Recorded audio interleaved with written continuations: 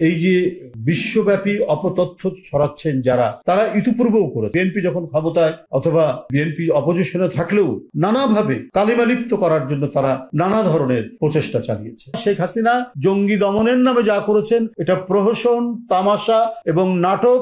নানা ধরনের যে অপতথ্য ছড়ানো হচ্ছে তার আরেকটি প্রমাণ হলো নিউ ইয়র্ক টাইমসে বাংলাদেশে আবার ইসলামী উগ্রবাদের উত্থান ইত্যাদি বলে আপনার যে প্রতিবেদন প্রকাশ হয়েছে আপনারা জানেন। তো এর পিছনে নিশ্চয়ই কারা জড়িত সেটাও বাংলাদেশের মানুষ জানে, এবং আজকে যারা পরাজিত শক্তি, সেই পরাজিত শক্তি এবং তাদেরকে যারা মদত দেয় তাদের যৌথ প্রচেষ্টা এর মধ্যে থাকতে পারে। আমরা বাংলাদেশে বসবাস করি, বাংলাদেশের কোটি কোটি মানুষ, বাংলাদেশের যারা নাগরিক, তারা তো কেউ জানে না এখানে উগ্রবাদের হয়েছে, উত্থান হয়েছে কোথায়, কোন এলাকায়, কোন মহল্লায়, কোন গ্রামে।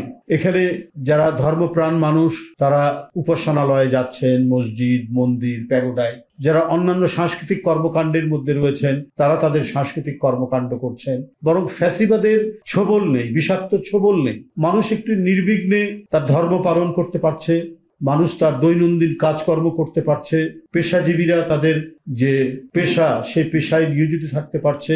এমনকি আমরা রাজনৈতিক দলগুলো যারা আন্দোলন সংগ্রামে গণতন্ত্রকে উদ্ধারের জন্য কাজ করেছি, তারাও মোটামুটি ভাবে আমরা বলতে পারি যে এই এখন পর্যন্ত কিছুটা হলেও আমরা কথা বলতে পারছি, যেটা শেখ হাসিনার আমলে সম্ভব ছিল না। হ্যাঁ, গণতন্ত্রে তো কথা বলাও যাবে, কথা নিয়ে আলোচনা সমালোচনাও করা যাবে, এটাই তো গণতন্ত্রের প্রধানতম শর্ত, সেগুলো রয়েছে। কিন্তু এই যে বিশ্বব্যাপী অপতথ্য ছড়াচ্ছেন যারা, তারা ইতিপূর্বেও করে বিএনপি যখন ক্ষমতায় অথবা বিএনপি অপোজিশনে থাকলেও নানাভাবে কালিমালিপ্ত করার জন্য তারা নানা ধরনের প্রচেষ্টা চালিয়েছে। এবং তারা যে এই প্রচেষ্টাটা চালিয়েছে চক্রান্তমূলক ভাবে, এটা আবার তাদেরই মুখ থেকে, তাদের দোসরদের মুখ থেকেই বেরিয়ে এসেছে। শেখ হাসিনার অত্যন্ত প্রিয়ভাজন একজন পুলিশের আইজি, তিনি রিটায়ার্ড করার পর, তখনও শেখ হাসিনা ক্ষমতায়, তিনি একটি বই লিখেছেন, তার মানে এক ধরনের একটা বায়োগ্রাফি তিনি লিখেছেন। সেই তার লেখার মধ্যেই তিনি উল্লেখ করেছেন যে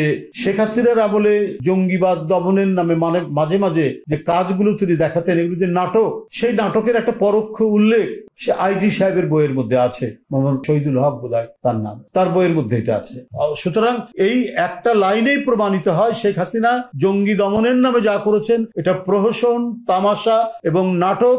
আন্তর্জাতিক বিশ্বকে তিনি দেখাতে চেয়েছেন বাংলাদেশে জঙ্গিবাদ আছে, ইসলামী উগ্রবাদের উত্থান হতে পারে শেখ হাসিনা ক্ষমতায় না থাকলে পরে। সেটা ছিল তার এই 16 বছরের একটি রাজনৈতিক অপকৌশল এবং একটি ঘৃণ্য অপকৌশল। এই অপকৌশল দিয়েই তিনি তার রাজত্ব চালাতে চেয়েছেন, এবং তাদেরকে যারা তাদের আন্তর্জাতিক প্রভু যে দেশটি, তারা তাদেরকে মদত দিয়েছে। এবং এখনো পর্যন্ত যে টোনে আওয়ামী দোসররা, ফ্যাসিবাদীরা কথা বলে, আমরা সেখান থেকে, সেই দেশ থেকে একই রকম টোন আমরা পাই। আমরা তো এটাও জেনেছি যে আওয়ামী লীগের যে সন্ত্রাসীরা 16 বছর এখানে হত্যা, খুন, জখম এবং রাষ্ট্রীয় সন্ত্রাসী বাহিনী অর্থাৎ তাদের যে সমস্ত পুলিশ, র্যাবের লোকরা যারা পালিয়ে গিয়েছে, দলের নেতাকর্মী সহ, এবং রাষ্ট্রীয় কর্মচারী যারা ফ্যাসিবাদের পক্ষে অবস্থান নিয়ে জুলুম, নিপীড়ন, নির্যাতন, হত্যা, রক্ত গঙ্গা বইয়ে দিয়েছে, তারা তো পার্শ্ববর্তী দেশে তাদের অবস্থান করছেন।